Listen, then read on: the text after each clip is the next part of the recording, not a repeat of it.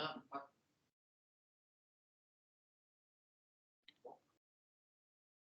Banding 5 aja ya, biar satu kelompoknya 5 orang ya. Oke nggak? Menit 4, menit 5. Ada usul 4 atau 5?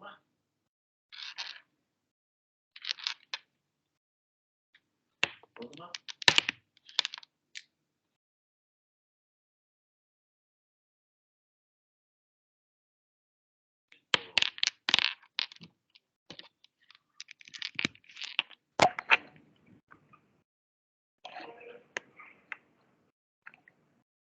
Kelompok. Nah,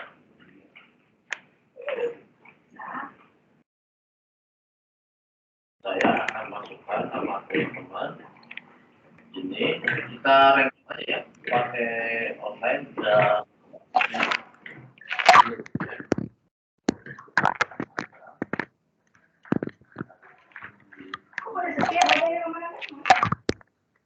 nggak tahu. Enggak. Adil, ada Adil, Sarah, saya, Aulia,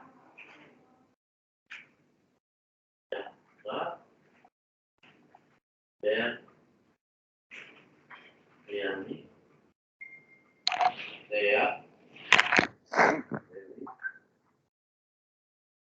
Dewi, Esther, Hakka. Itu Hakka ya? Oh, minta sambil share aja ya. Kelihatan nggak? Teman-teman kelihatan tidak? Oke, Hakka. Hakka siapa? Ibu.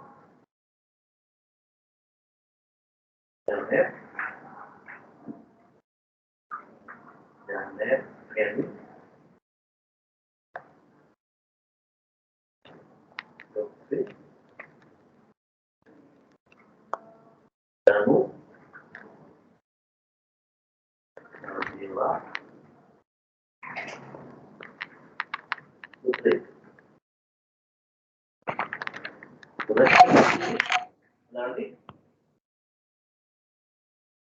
Oh, ada ya? Oh, Putri.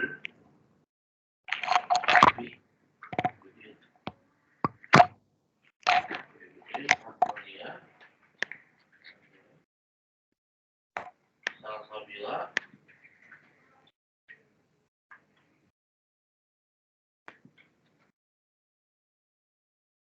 Devi, Wanda, dan Julia. Oke. Nah, ini teman-teman bisa lihat ya.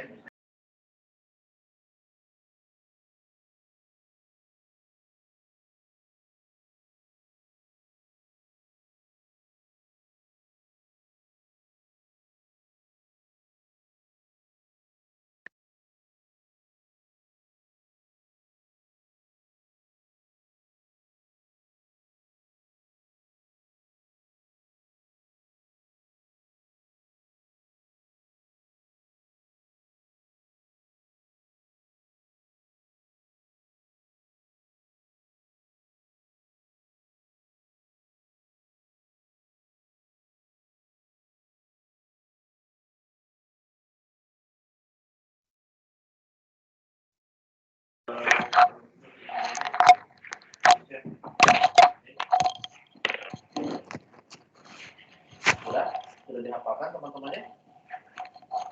One. Nah, ya, sepertinya sudah hadir semua ya ini. Saya beri waktu 20 menit untuk teman-teman berdiskusi. Dan nanti ya, kita mulai saja ya teman-teman semua perkuliahan pada hari ini. Selamat pagi, assalamualaikum warahmatullahi wabarakatuh.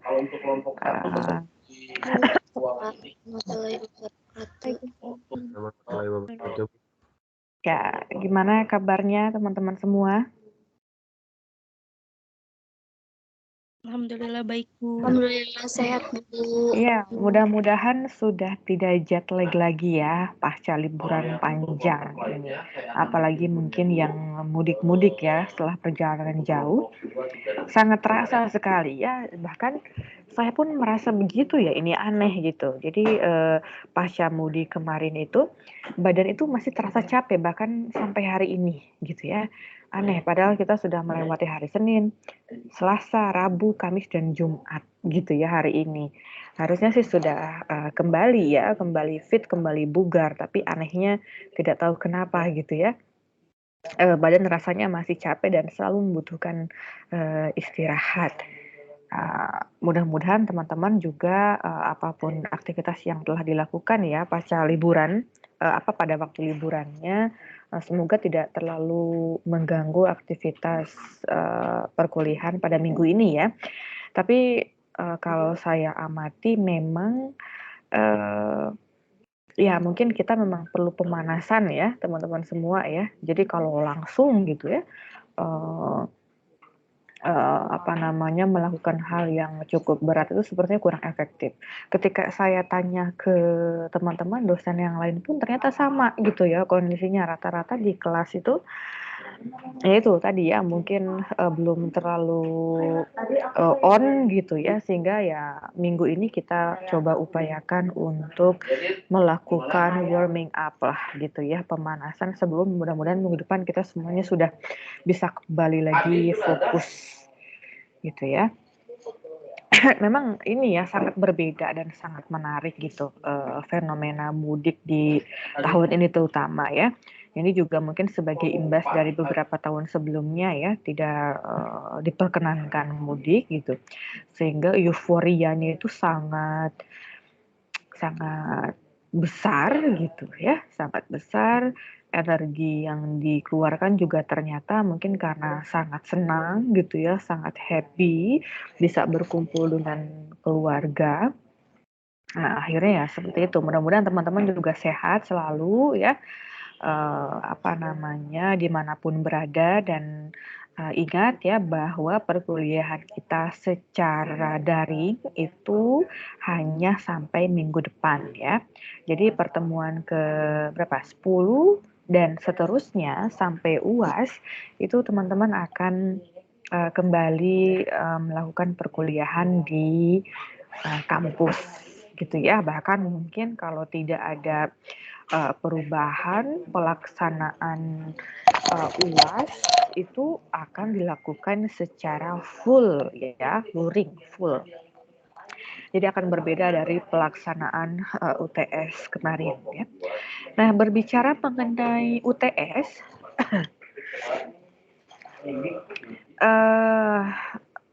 kalau tidak salah memang ada yang luring, ada yang daring ya UTS-nya. Mudah-mudahan nanti bisa segera saya cek seluruhnya dan mudah-mudahan tidak ada masalah ya. Misalnya belum ada yang mengupload dan lain sebagainya. Saya harapkan semuanya sudah tuntas, dan kalau tugas UTS baik yang mengikuti daring dan luring itu semuanya di Teams ya, kalau tidak salah ya. Jadi nanti juga saya cek seharusnya semuanya sudah teruploadkan gitu ya. Mengenai UTS tersebut, sedikit mereview apa yang telah kita lakukan ya selama setengah semester, terutama di awal kemarin.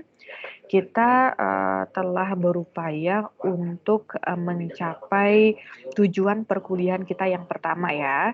Ini saya ingatkan terlebih dahulu, siapa tahu nih teman-teman agak lupa gitu ya. Karena penting gitu ya untuk mengingat kira-kira apa yang ingin kita tuju. Karena kalau kita tahu biasanya kita bisa memfokuskan langkah-langkah kita gitu ya. Ya, yang pertama waktu itu tujuan pembelajaran kita adalah untuk menjelaskan permasalahan yang berkaitan dengan etika birokrasi ya, yang sebagai ikhtiar kita ya, kita telah melakukan observasi ya secara virtual, dan itu pelaksanaannya secara berkelompok ya, dan teman-teman sudah mampu membuat sebuah laporan analisis ya hasil observasi yang berisi masing-masing fenomena ya terkait dengan secara spesifik pelanggaran etika birokrasi yang dikaitkan dengan berbagai prinsip di dalam good governance gitu ya. Mudah-mudahan hal ini juga menjadi sebuah gambaran bagi teman-teman semua ya, bahwa tujuan sebuah pemerintahan, tujuan sebuah negara gitu ya, kemudian tidak dapat diwujudkan ya secara efektif ya apabila prinsip-prinsip good governance itu tidak dapat juga terlaksana dengan baik ya.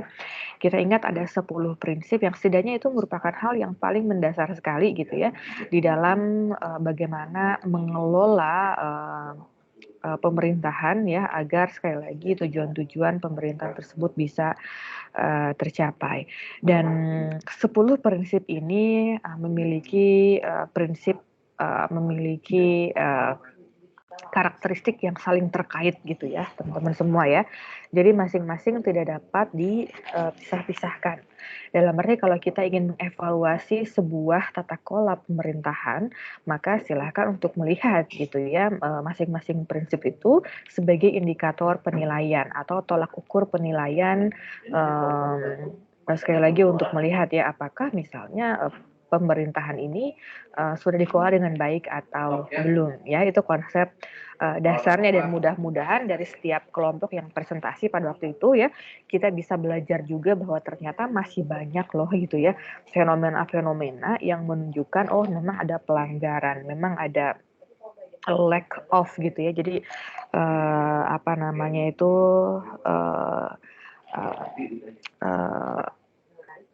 fenomena yang menunjukkan bahwa oke memang tidak terpenuhi gitu ya prinsip-prinsip di dalam good governance tersebut ya.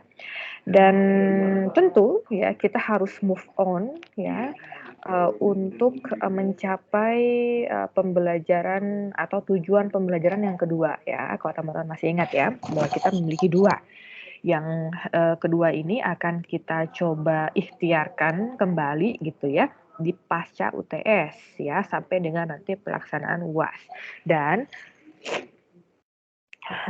yang perlu teman-teman lakukan adalah karena di awal yang pertama ini sudah membahas tentang permasalahan, maka tentu yang kedua ini kita akan mencoba membangun pola pikir kita mengenai bagaimana cara kita merumuskan pemecahan masalah.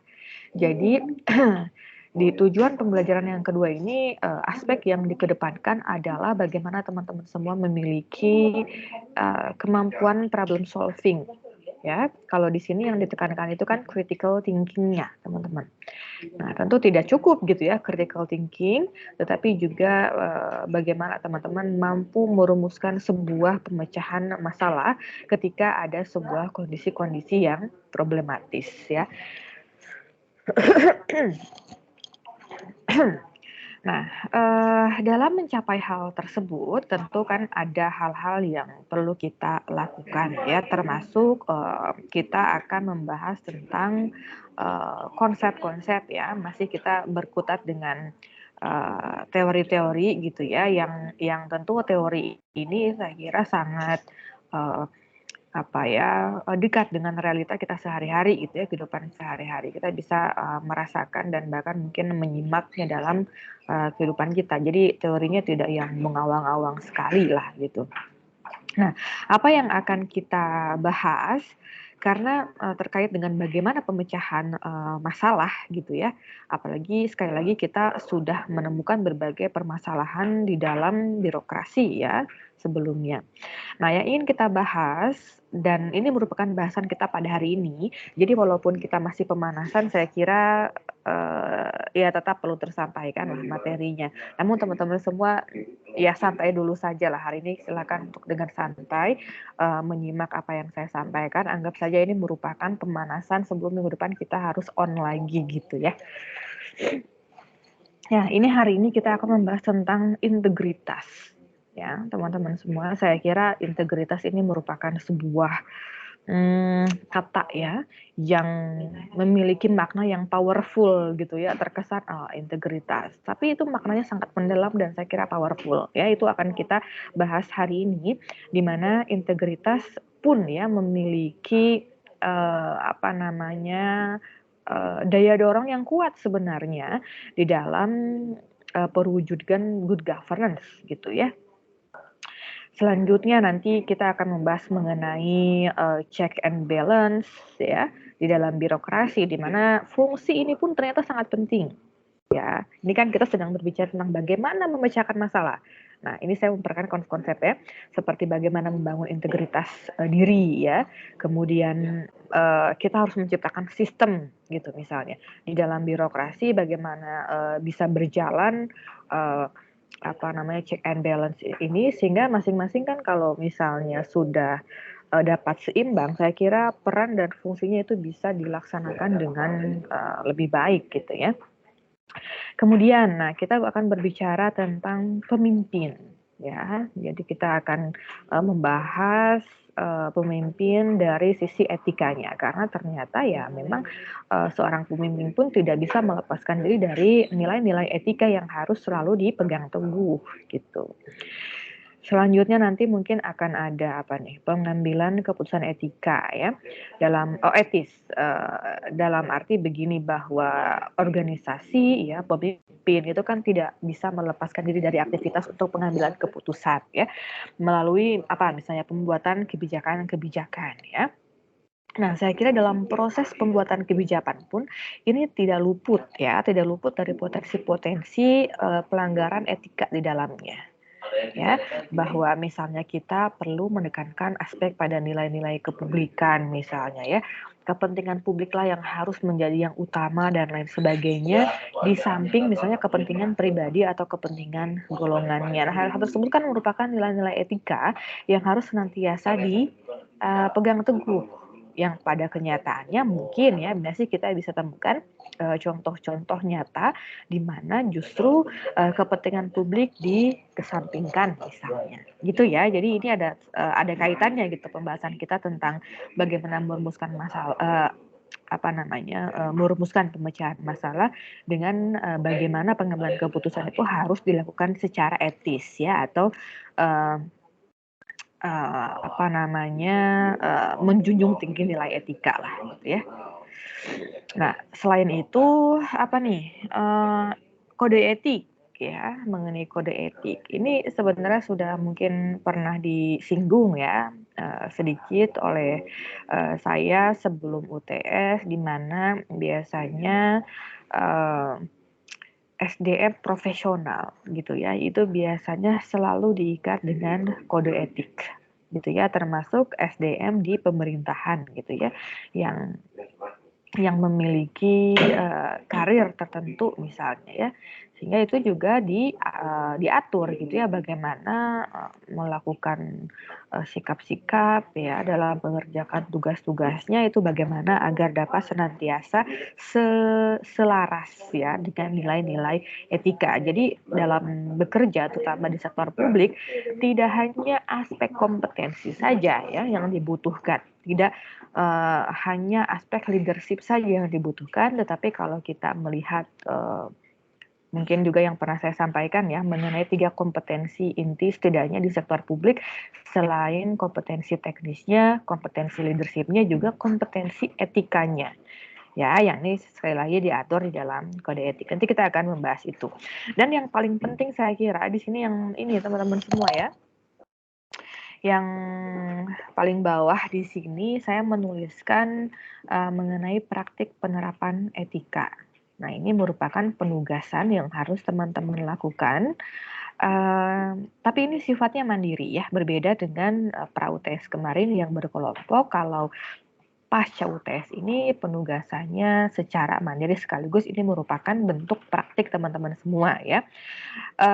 Tujuan dari tugas ini, tugasnya kan bahwa teman-teman nanti akan diajak untuk menerapkan sebuah perilaku beretika di dalam kehidupan sehari-hari gitu ya.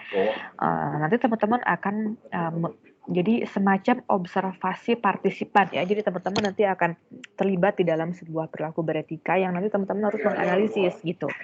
Kira-kira kesulitan ya dalam menerapkan perilaku beretika, kemudian manfaatnya apa dan seterusnya ya. Tetapi mengenai ini mudah-mudahan nanti di pertemuan ke-11 ya saya akan menyampaikan informasinya secara detail, teknisnya seperti apa, dan kurang lebih nanti akan ada waktu 2 minggu untuk teman-teman melakukan observasi partisipan ya. Jadi teman-teman melakukan perilaku beretika di dalam kehidupan sehari-hari dan perilaku beretikanya apa tentu nanti teman-teman akan menentukan ya kira-kira apa yang bisa dilakukan. Itu sebagai gambaran saja ya. Sekali lagi nanti pertemuan ke-11 mudah-mudahan saya bisa menyampaikannya dengan detail jadi lebih jelas dan terarah apa step-step atau tahapan-tahapan yang teman-teman bisa lakukan ya. Yang jelas nanti berarti di pertemuan 2 pertemuan terakhir ya, ini teman-teman nanti akan melakukan presentasi ya, akan melakukan presentasi secara individu mengenai pengalaman teman-teman semua mempraktikkan perilaku beretika. Dan berbeda dengan waktu UTS ya, nanti untuk UASnya saya ingin ada ujian ya. Walaupun ujiannya belum bisa saya tentukan ya, nanti bentuknya misalnya apakah take home atau bentuknya ujian tulis ya, tertulis di kelas gitu ya. Tetapi saya bisa pastikan di sini akan ada ujian akhir semester yang teman-teman semua itu perlu ini ya secara mandiri mengerjakan gitu. Ya, oke, mungkin itu ya teman-teman semua. Ya, sekali lagi ini sebagai pengantar lah kepada teman-teman semua, mengingatkan kembali apa yang perlu kita lakukan selama setengah semester ke depan. Mudah-mudahan kita bisa meningkatkan semangat semangat kita ya di dalam pelaksanaan perkuliahan, kemudian segala sesuatunya juga bisa meningkat gitu ya, terutama bagaimana teman-teman bisa mengambil manfaat gitu kan, karena perkuliahan itu kan idealnya gitu ya tidak selesai pada saat saya menutup ruang meeting ini gitu ya, tetapi justru teman-teman bisa mengembangkan apapun ya yang teman-teman semua ingin kembangkan di luar jam perkuliahan gitu. Apapun itu aktivitasnya, semoga teman-teman semua bisa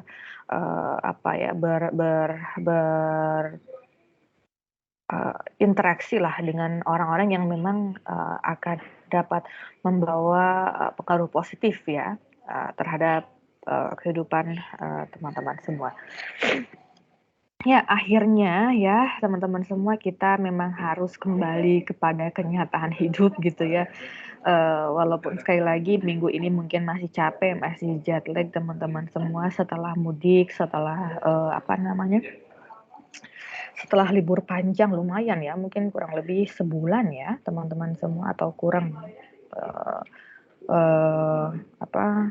tidak ada perkuliahan ya, jadi setelah UTS itu langsung terasanya mungkin bebas gitu ya. Dan bahkan mungkin sekarang ada yang masih di kampung halaman ya, saya tidak tahu. Namun sekali lagi persiapan lah ya, bahwa pertemuan ke-11 nanti kita akan melakukan perkuliahan secara luring di kampus ya. Oh iya, yang menarik di mudik kemarin kan saya itu mudiknya ke Jogja ya teman-teman semua. Jadi ke tempat suami saya ya. Ya memang ramai gitu ya.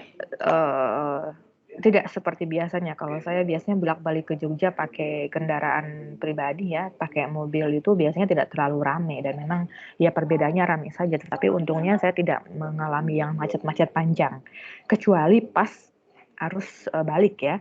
Jadi saya kembali lagi ke Bandung itu dari Jogja sampai ke daerah Ciamis itu tidak begitu, ya maksudnya padat tapi tidak macet lah gitu. Tapi waktu dimasuk ke Tasikmalaya ya, terutama di jalan yang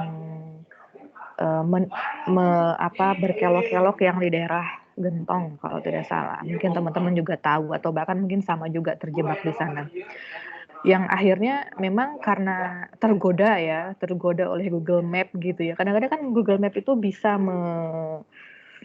mencari jalur yang lain ya gitu sebagai alternatif, misalnya karena lebih cepat gitu ya, dan ya sudah karena tergoda gitu ya dengan uh, waktu tempuh yang ditawarkan lebih apa namanya, lebih singkat gitu ya, akhirnya mengikuti jalur yang ditawarkan oleh Google Map, dan saya kira saya kapok gitu ya, kapok. Maka dari itu, kapoknya kenapa? Karena saya tuh dibawa ke semacam apa ya itu, jalannya itu jalan setapak, jadi hanya satu mobil saja gitu, dan pinggirnya itu juga jurang gitu ya, jadi pegunungan yang jalannya itu mungkin kemiringannya itu mungkin sampai 60 derajat mungkin ya kalau saya perhitungkan itu. Maka dari itu saya, waduh ini kadang-kadang mungkin kalau bagi orang yang gampang apa namanya, takut lah gitu ya, takut dengan rute-rute seperti itu, ya sudahlah jangan gitu ya, mendingan ya sudah macet-macetan saja. Tapi keuntungannya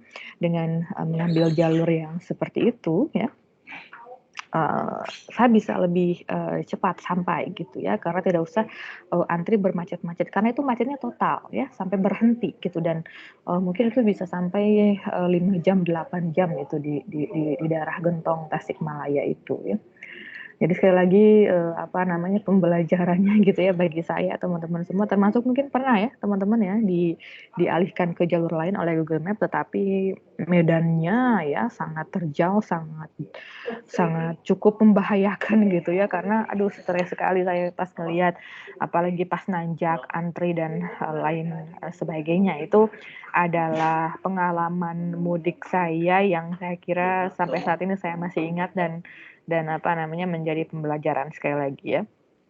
Kalau dialihkan jalurnya oleh Google Map, harus berpikir terlebih dahulu gitu ya. Ya, kembali ke kenyataan hidup ya. Mudah-mudahan minggu ini, setelah saya yakin kan teman-teman juga dari hari Senin sudah melalui banyak sekali perkuliahan ya. Jadi hari ini pun mungkin sudah lebih bisa fokus ya sebenarnya. Tapi mudah-mudahan hari Senin hari Senin depan kan sudah weekend nih ya.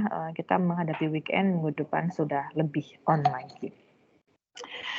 Oke, tidak akan terlalu banyak ya yang akan saya sampaikan pada hari ini. Terutama ini saya ingin menyampaikan mengenai bagaimana kita mengelola integritas ya di dalam diri kita, sekaligus sebenarnya integritas ini yang dimiliki oleh setiap individu itu kemudian juga dapat mempengaruhi budaya di dalam organisasi. Jadi kalau individu-individunya secara kolektif ya, secara bersama-sama memiliki integritas ya, maka itu akan dapat berdampak ya pada bagaimana organisasi kemudian dapat mengelola dirinya dalam rangka pencapaian tujuan organisasi ya. Nah, dari tadi kan kita atau saya menyinggung ya, atau menyebutkan banyak sekali kata integritas. Nah, kita akan bedah ya, integritas itu apa sih gitu.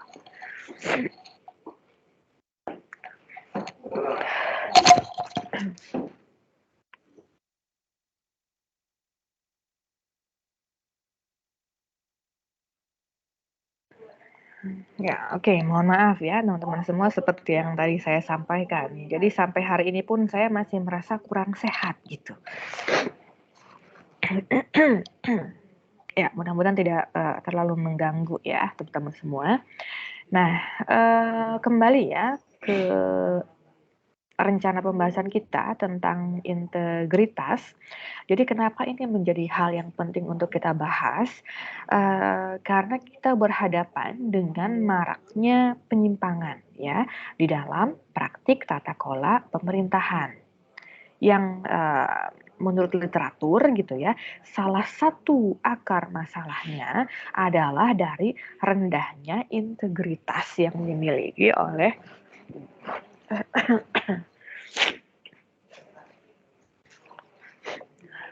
SDM yang ada di dalam organisasi. Nah, karena ini pemanasan ya teman-teman semua, saya kira tidak usah biasanya saya bertanya gitu ya kepada teman-teman, silakan menuliskan di kolom chat jawabannya, tapi ini tidak usah lah. Saya langsung saja membahas tentang apa itu integritas dan seperti apa perilaku orang yang memiliki integritas itu. Langsung saja ya, saya jelaskan. Ya, oke. Sudah bisa teman-teman lihat di sini ya. Ini merupakan definisi lah gitu ya, secara bahasa apa itu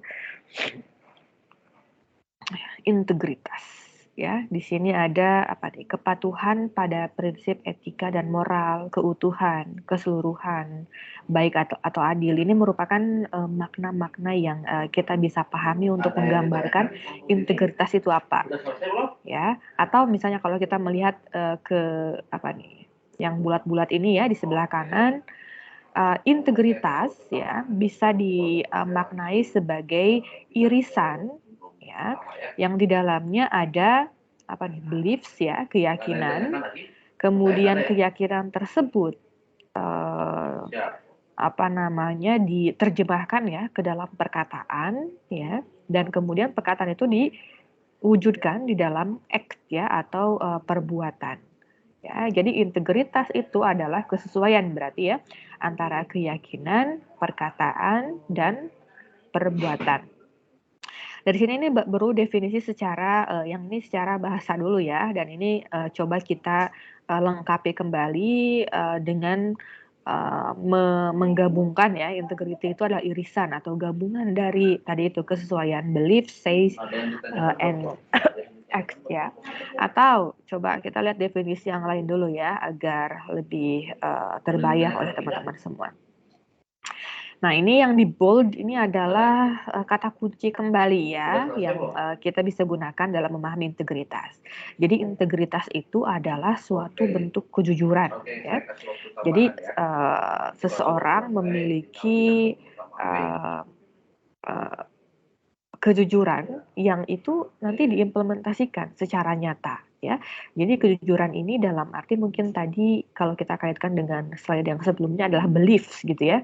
Jadi keyakinan di dalam hati yang itu merupakan sebuah kejujuran yang itu nanti akan diimplementasikan, dan yang terpenting adalah konsisten ya. Jadi kalau misalnya memiliki beliefs atau keyakinan terhadap sesuatu yang baik ya, maka seseorang akan selalu berupaya untuk konsisten dalam melaksanakan hal tersebut ya, dalam tindakan sehari-hari. Maka dari itu kita sangat terbiasa menyebut istilah integritas ya, orang yang berintegritas kan gitu ya. Berarti orang yang memiliki keyakinan di dalam dirinya, kemudian sesuai dengan perkataannya dan sesuai dengan perbuatannya. Hal tersebut dilakukan secara jujur dan konsisten. Oke ya, mudah-mudahan bisa terbayang ya oleh teman-teman semua dari definisi ini seperti apa sih orang yang berintegritas itu. Ya, secara definisi. Oke, mungkin saya tambahkan lagi ya informasinya tentang ciri-ciri agar ya ini agar teman-teman semua lebih bisa membayangkan ya pribadi yang berintegritas ya itu seperti apa. Dan kita bisa ini ya bisa melakukan evaluasi diri ya sejauh ini. Apakah teman-teman sudah menjadi pribadi yang berintegritas karena memiliki ciri-ciri berikut ini atau belum ya? Karena sebenarnya ya pribadi yang berintegritas ini tidak hanya harus dimiliki oleh orang-orang di sektor publik ya yang menjalankan amanah dari publik, tidak hanya seperti itu, tetapi seperti teman-teman misalnya. Teman-teman memiliki tugas sebagai seorang anak ya yang kemudian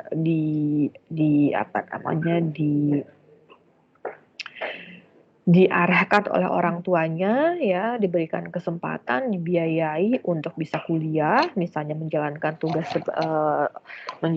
tugas sebagai mahasiswa. Nah, peran teman-teman semua sebagai mahasiswa ini juga kan perlu dilakukan secara berintegritas ya. Nah, nanti akan kita bahas ya.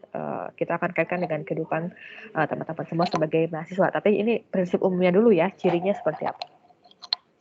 Yang pertama adalah berani mempertahankan keyakinan secara terbuka. Ya. Jadi ya tadi itu ya, kembali ke definisi bahwa orang yang berintegritas itu biasanya memiliki idealisme ya tentang apa yang difikirkannya, dikatakannya, dan dilakukannya. Jadi apa yang difikirkannya itu tercermin gitu ya dari apa yang dilakukannya. Nah, karena terkait dengan idealisme maka ya biasanya orang yang berintegritas itu memiliki prinsip ya di dalam hidupnya, ingin seperti apa, harus seperti apa, menjalankan organisasi itu harus seperti apa misalnya ya. Kemudian apa nih? Bertindak secara terhormat dan benar ya, karena ini terkait dengan prinsip kejujuran ya. Jadi intinya mungkin kurang lebih beginilah. Orang yang berintegritas itu akan berupaya menjadi pribadi yang terbaik ya. Baik karena hal tersebut merupakan atau akan bermanfaat bagi dirinya, baik bagi orang lain gitu ya, apalagi dalam pelaksanaan tugas ya. Kemudian yang selanjutnya adalah membangun dan menjaga reputasi.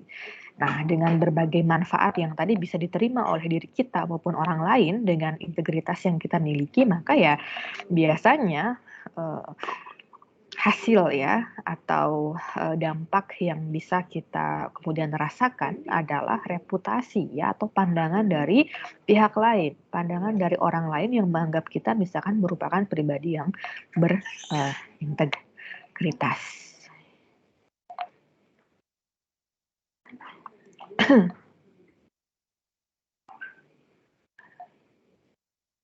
Oke, itu ya. Semoga teman-teman bisa menggarisbawahi hal ini.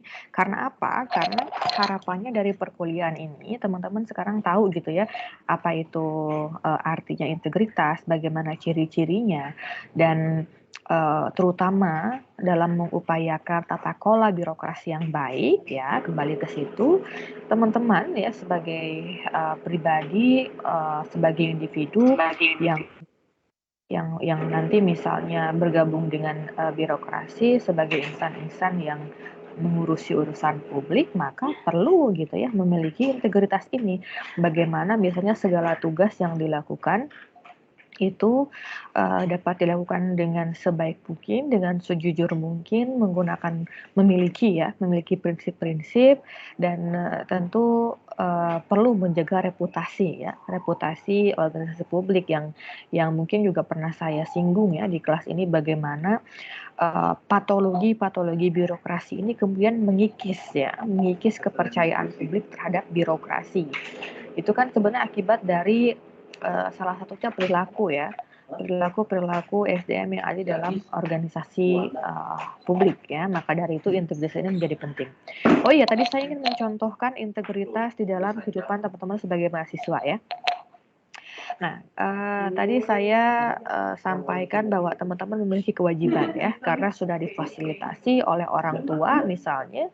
Tidak semua ya, ingat teman-teman semua, tidak semua orang itu memiliki memiliki privilege lah, memiliki keistimewaan seperti teman-teman yang difasilitasi oleh orang tuanya kuliah. Banyak sekali orang yang tidak memiliki kesempatan itu, sehingga sangat sayang sekali gitu ya kalau misalnya sia-siakan lah gitu kesempatan tersebut untuk belajar ya. Nah, karena adanya karena setelah difasilitasi maka teman-teman kan punya kewajiban untuk dapat belajar ya, belajar dengan baik, yang tentu belajar sekali lagi tidak hanya dilakukan di kelas ya. Sering saya sampaikan ke mahasiswa saya itu, kalau di kelas itu hanya berapa jam gitu ya, sedangkan teman-teman itu punya waktu yang relatif banyak sebenarnya di luar perkuliahan, apalagi gitu ya. Dan sebenarnya tidak usah selalu tentang atau tidak selalu selaras dengan perkuliahan gitu ya. Jadi apapun, apalagi teman-teman memiliki hobi ya, silakan kembangkan hobi itu gitu. Kembangkan sampai teman-teman memiliki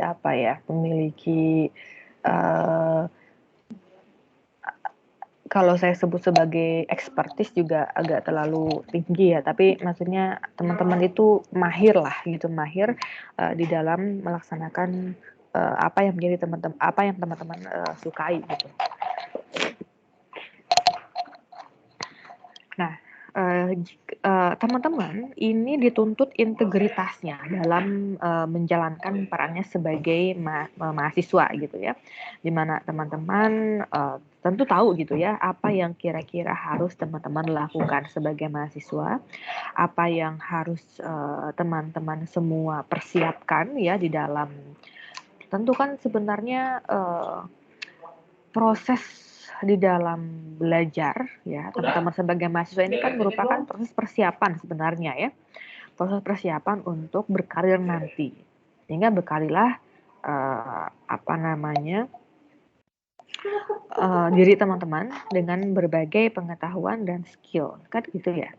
Nah, teman-teman itu semua perlu berpegang pada sebuah prinsip ya. Prinsipnya seperti apa yang tentu saya kira masing-masing pribadi itu berbeda ya. Namun bisa saya tekankan bahwa tadi itu ya, kembali bahwa teman-teman telah difasilitasi oleh orang tua sehingga teman-teman harus bertanggung jawab kepada orang tua teman-teman semua, yang salah satunya mungkin diperlihatkan dari hasil studi dan kemampuan yang teman-teman miliki ya. Jadi teman-teman ketika pelaksanaan kuliah dan lain-lain jadinya akan lebih bisa bertanggung jawab gitu ya. Misalnya ketika proses pengerjaan tugas ya, ketika ujian gitu. Orang yang berintegritas tentu memiliki kejujuran di dalam hatinya untuk senantiasa berbuat yang terbaik ya, kurang lebih begitu ya. Nah, selanjutnya ini saya coba skip saja nih karena cukup banyak sebenarnya PowerPoint-nya ya, ada 24 nih saya lihat, tetapi kita coba persingkat dulu. Nah ini saya kira perlu menambahkan informasi ini ya, mengenai manfaat ya integritas di sektor publik. Kalau tadi saya sebelumnya mencontohkan di dalam kehidupan mahasiswa ya, pribadi mahasiswa, kembali ya, saya ingin menjelaskan mengenai manfaat ya dari integritas individu terutama di sektor publik ya. Oke, yang pertama, ketika seseorang ya atau individu di dalam organisasi publik memiliki integritas, memiliki rasa ingin melakukan yang terbaik, maka tentu pelayanan publik pun yang dihasilkan itu akan lebih berkualitas ya teman-teman semua, karena kan apa yang dilakukan organisasi di sektor publik secara real ya dirasakan oleh masyarakat itu adalah melalui pelayanan publik gitu ya, realnya. Maka dari itu pribadi-pribadi yang berintegritas di dalam organisasi publik bisa memberikan pelayanan secara lebih adil gitu ya, secara lebih transparan, secara lebih tanpa diskriminasi misalnya. Ya, terbayang ya oleh teman-teman semua nih dampaknya atau manfaatnya. Kemudian, nah ini outcome dari sikap integritas, maka ya kalau misalnya pelayanan publiknya bagus, pelayanan publiknya berkualitas, maka citra ya atau reputasi organisasi ini kemudian dapat terbentuk dengan lebih baik, karena sebenarnya ya sekali lagi, kinerja organisasi itu merupakan agregasi ya atau merupakan penjumlahan lah, kurang lebih begitu ya gampangnya, penjumlahan dari bagaimana pribadi-pribadi yang ada di organisasi tersebut gitu ya dapat melakukan perilaku yang berintegritas atau tidak gitu ya. Jadi tidak bisa sendirian tentu ya, apalagi organisasi itu kan merupakan aktivitas kolektif. Jadi kalau ada satu orang atau sebagian itu juga akan hasil ya yang dapat diperlihatkan kepada publik ya, terutama untuk membentuk reputasi yang baik itu juga kurang efektif ya teman-teman semua. Ya, saya kira ini bisa kita contohkan lagi dalam kehidupan kita lah teman-teman semua secara pribadi ya. Misalnya saya sebagai dosen gitu ya, juga perlu memiliki integritas gitu ya, apalagi salah satu nilai yang nilai utama Dilan ya. Dilan itu bagaimana menciptakan pribadi-pribadi yang memiliki 4 nilai utama ya. Nah, salah satunya adalah integritas gitu ya. Diharapkan seluruh SDM di LAN itu memiliki kesesuaian ya antara tadi itu believe, say, dan act tadi ya.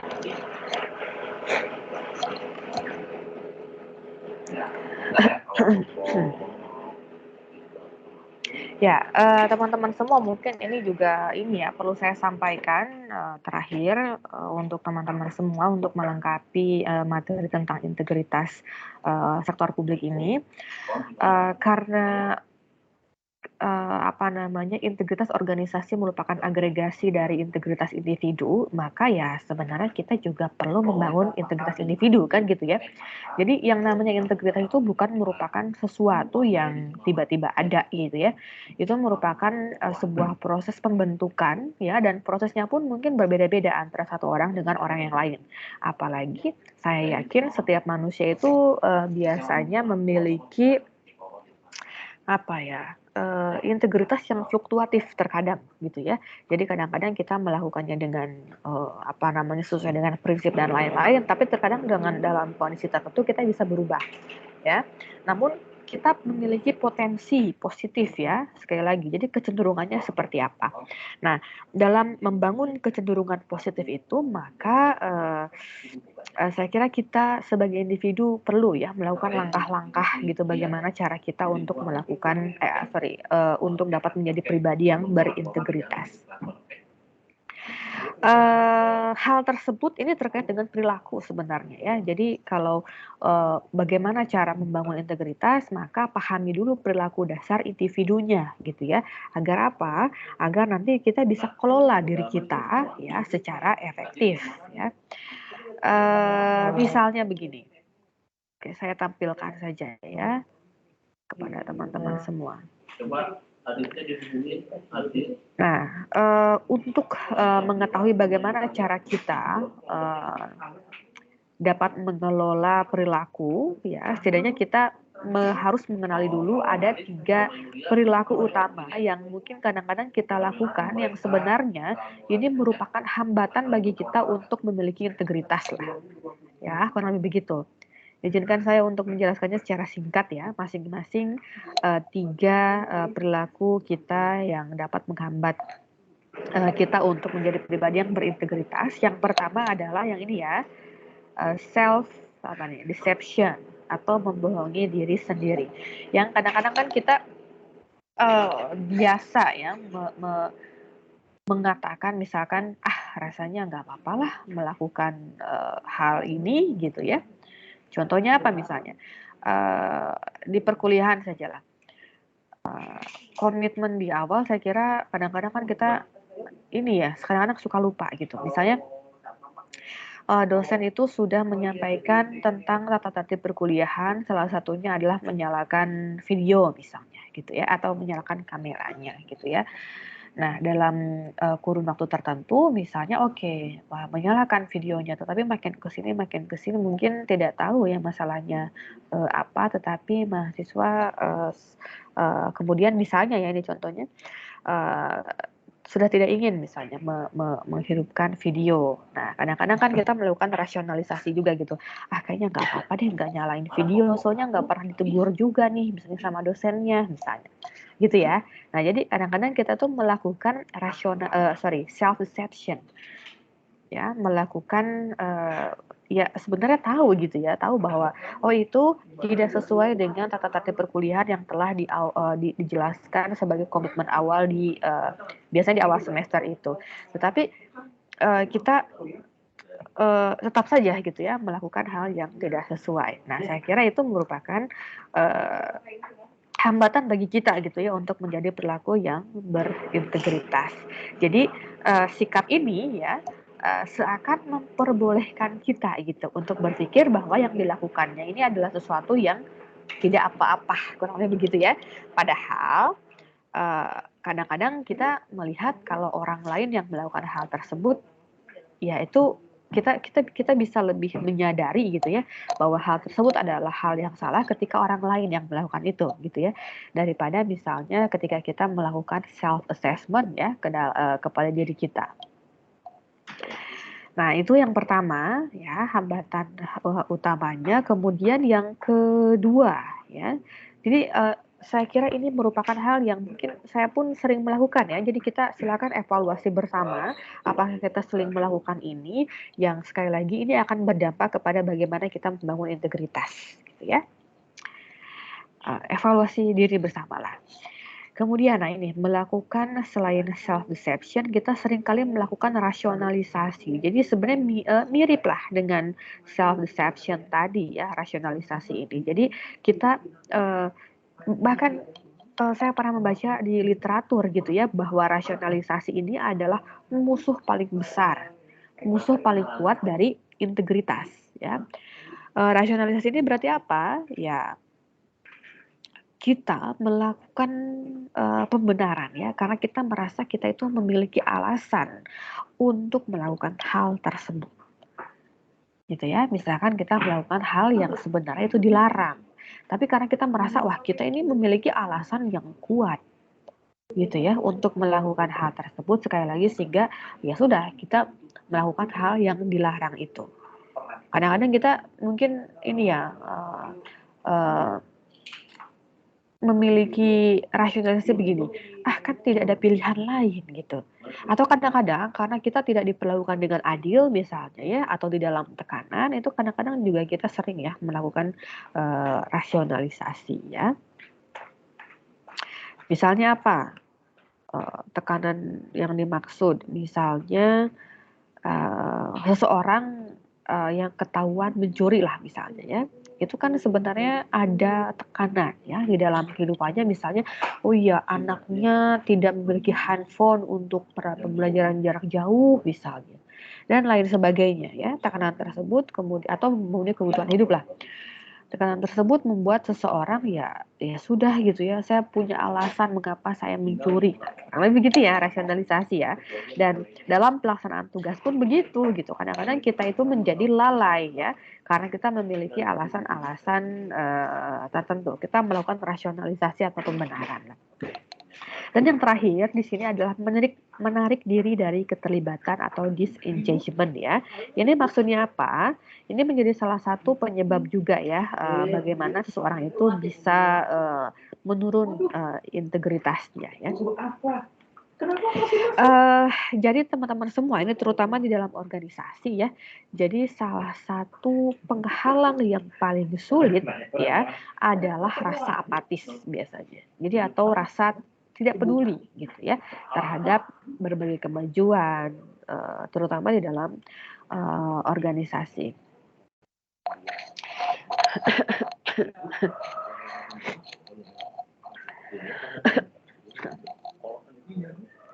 Nah, ketika seseorang memiliki rasa apatis, tidak peduli atau menarik diri dari keterlibatan tadi ya, terutama dalam organisasi, saya yakin kontribusinya ya di dalam organisasi pun itu tidak terlalu besar. Sehingga ya sudahlah mengikuti arus sajalah. Yang penting gaji setiap bulan masuk saja, tidak usah terlalu bersemangat, tidak usah terlalu berkinerja misalkan, jadinya seperti itu gitu ya. Dan itu mungkin kadang-kadang kita juga melakukan. Misalnya dalam aktivitas kerja kelompok kan bisa terlihat ya ada yang sangat bersemangat yang bisa dibuktikan dari kontribusinya ya, perannya, apalagi misalnya ada yang langsung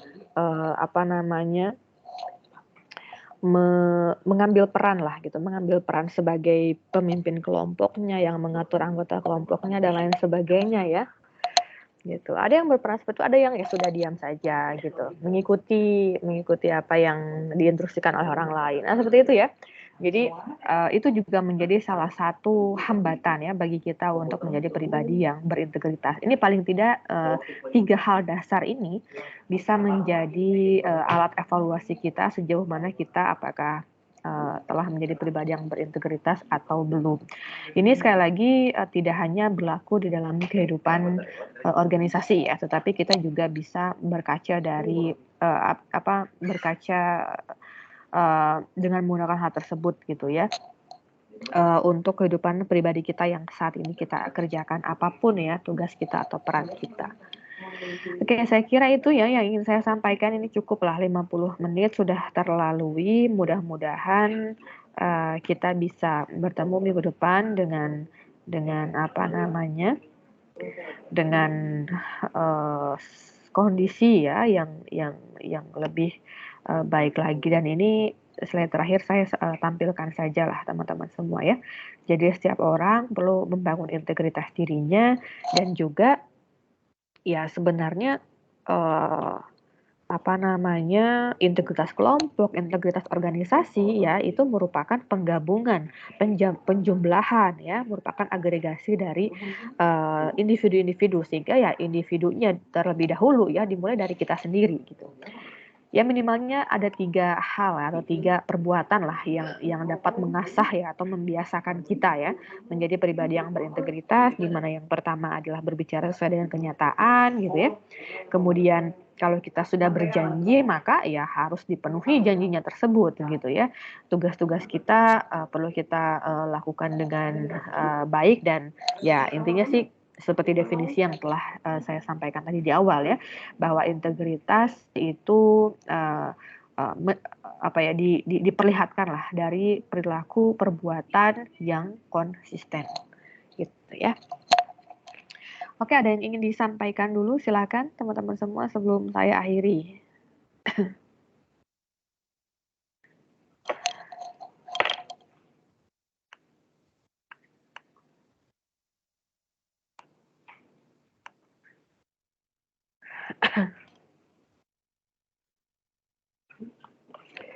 Saya sambil ini ya, download daftar hadirnya.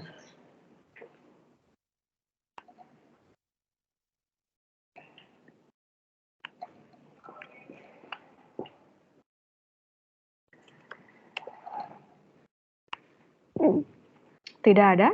Tidak ada yang ingin menyampaikan sesuatu atau memberikan tanggapan atau pertanyaan?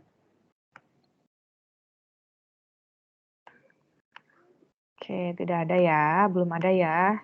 Mudah-mudahan minggu depan bisa kita bisa lebih meningkatkan ini ya, semangat kita. Jadi bisa berpartisipasi lebih ini lagi, dan mudah-mudahan nanti minggu depan juga saya bisa menyediakan ruang diskusi kasus-kasus ya, agar tidak saya sendirian lah gitu ya yang kedengaran suaranya di kelas. Teman-teman juga bisa mengasah kemampuan diskusi ya, kemampuan komunikasi teman-teman, terutama dalam analisis ya dan problem solving tadi gitu. Oke, ini ada 31. Oke, hadir semua ya. Ya, sudah saya catatkan di Siakat ya untuk daftar hadirnya. Sekali lagi terima kasih ya atas perhatiannya pada hari ini. Semoga teman-teman sehat selalu. Selamat berweekend ria. Silakan untuk beristirahat ya teman-teman semua. Sekali lagi persiapkan semangat yang tinggi untuk menghadapi minggu depan. Itu ya, saya akhiri teman-teman semua. Assalamualaikum warahmatullahi wabarakatuh. Waalaikumsalam warahmatullahi wabarakatuh. Terima kasih Ibu. Sama ya. Cepat Selamat sembuh berlatih. Ibu. Dadah, Ibu. Terima kasih. Ibu Ibu cepat sembuh. Cepat sembuh Ibu. Oke. Dadah Ibu Ibu. cepat offline. Oke, saya meeting ya.